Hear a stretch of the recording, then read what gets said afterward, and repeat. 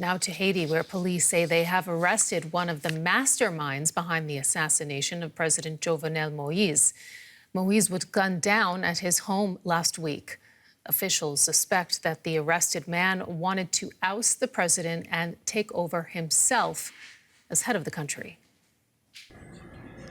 Police have identified the suspect as a Haitian national. Other reports say that the man was a US resident. He arrived in Haiti on a private plane to fulfill political objectives. He had had contact with a private security company to recruit some of the people who committed this act. Police had already arrested a number of Haitians and Colombians suspected of being part of the assassination unit responsible for last week's killing of President Jovenel Moise. But many questions remain. When did they leave Colombia? Who paid for their plane tickets? With whom were they in communication? What is the source of their funding? Who paid them?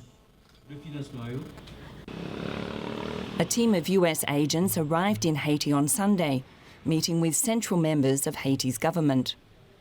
Merci à communauté internationale. I thank the international community, especially the United States, who offered their assistance in the investigation.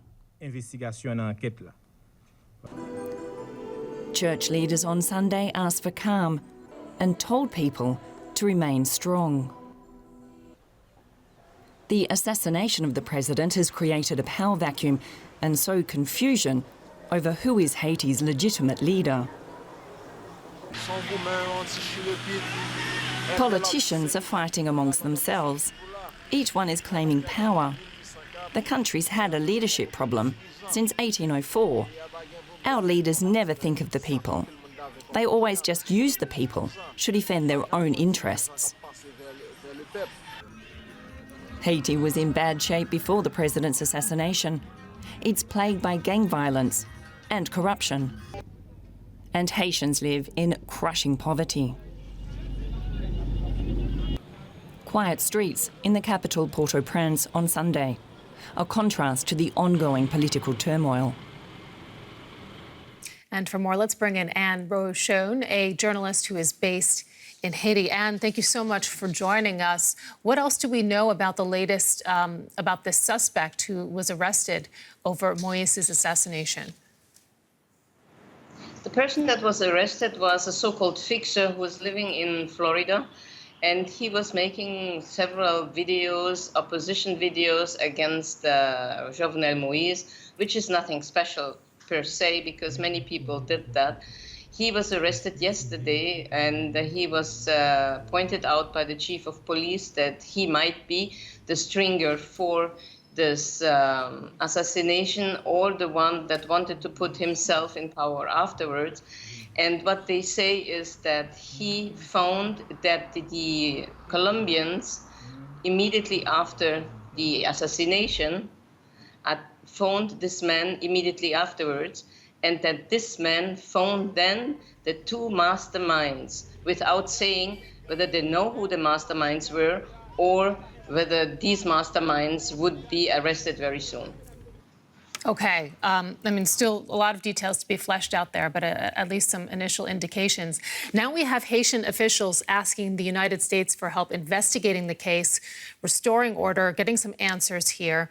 What should we make of that? Well, the United States of America has sent several times in the past FBI agents in order to try to understand what happens in high-profile killings. And it is to be seen what kind of personnel they are going to deploy on the ground and how much they are going to invest in this investigation. However, I do believe they will invest heavily in order to understand what really happened. How are Haitians on the ground in the meantime reacting to all of this chaos? Well, most of the people are trying to get groceries and stuff in. The humble people are trying to make a little money because there is a lot of threats for this week that there will be demonstrations, uprising. The so-called barbecue gang leader, his name is Barbecue because he's burning his victims, was declaring war against the bourgeoisie of Haiti, and that he's going to take vengeance for the assassination of Jovenel Moise, without, of course, not forgetting that only last week he was saying Jovenel Moise has to go.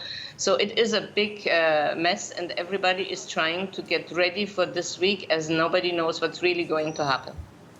Journalist Anne Rochon, thank you so much. Thank you.